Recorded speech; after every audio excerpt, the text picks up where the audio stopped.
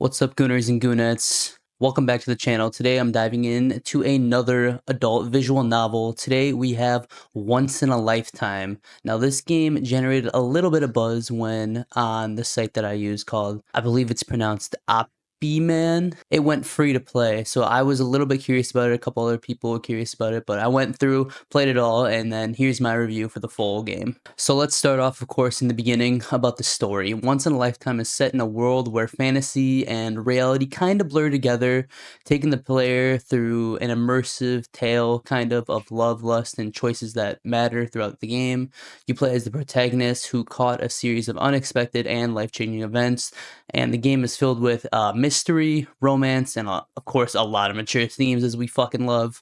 Depending on your choices you make, the path you take, there is multiple endings to the game with each of its own level of complexity, and basically all your in-game choices and how you interact with the world shapes all of your endings. Now, I'll keep things spoiler free for the most part, but what I can say is that the narrative of the story really does draw you in. It's a story about relationship that delves deeper into personal growth and the consequences of your decisions, as I mentioned earlier. The writing is super strong.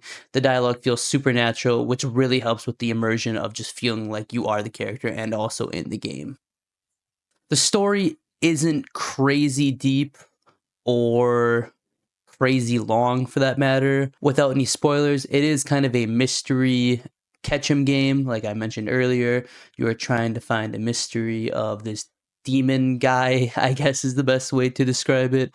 And you are basically just trying to stop him. And that's basically the whole point. That's the main plot of the game. Moving on to characters, one of the best parts of Once in a Lifetime is its cast. Each character feels very distinct and very unique personalities that make interactions with them interesting and also varied. Whether it's the flirty love interest or kind of the more reserved character you're slowly ice picking throughout the whole game, you'll find yourself intrigued by how each relationship in the game develops. There is no voice acting within the game, so it's all text to read, which kind of, it usually holds back some characters there. It's harder to bring character to life when they don't have a voice or anything like that, but most AVNs do not have voice acting. Your choices do really shape how these relationships evolve. You have to weigh every decision kind of carefully. Are you going to play it safe? Are you going to risk it all? Are you going to do this? Are you going to do that? The dynamic between the characters is one of the highlights and how much I appreciate Once in a Lifetime when I was playing it. It doesn't shy away from exploring a variety of different relationship dynamics within the game. It has every type of character you can think of. As I mentioned before, it has the reserved, has the flirty, flirtatious, has like the preppy schoolgirl, it has some teacher, some stepmom, whatever. It has a wide variety of a little something for everybody throughout the whole game with its characters. Now, I would say here is probably my first, I guess you could say negative, but it's not that big of a negative once you start really going within the story, is the artwork and design.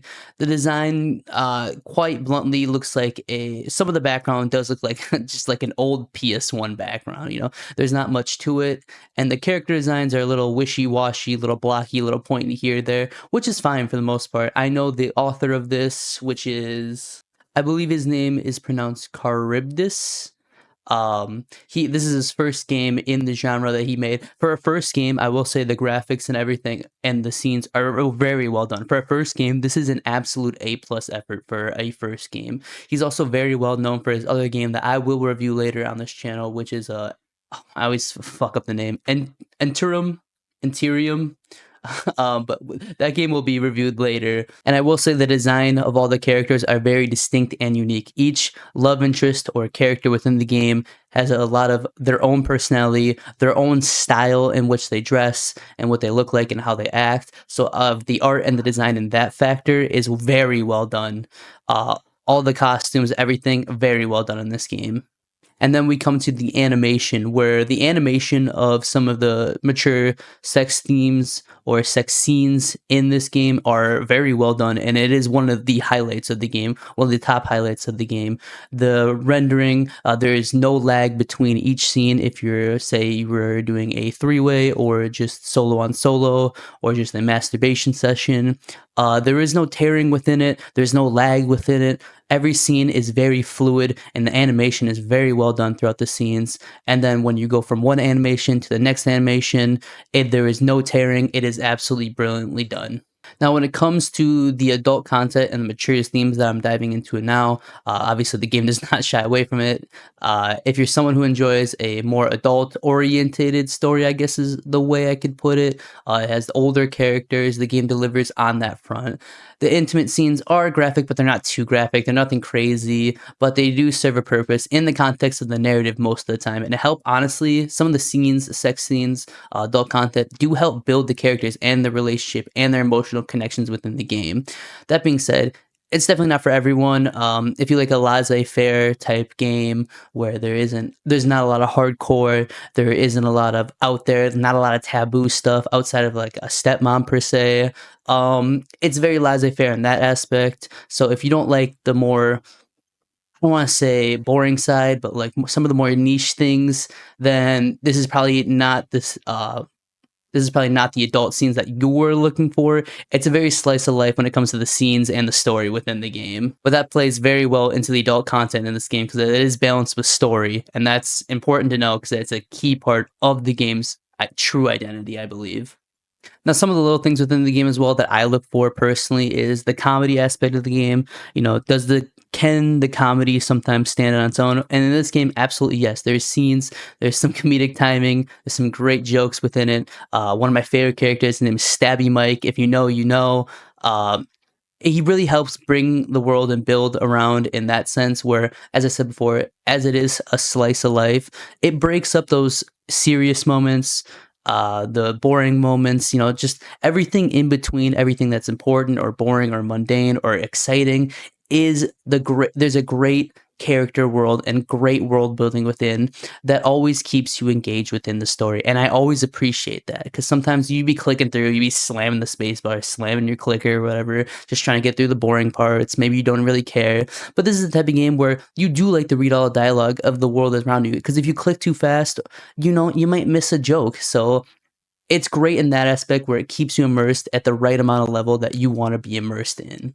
Overall, Once in a Lifetime is a great, immersive, and captivating visual novel. It's very narrative, rich story development, and great character development. And outside of the artwork, it is a very, I believe, standout adult visual novel in the genre.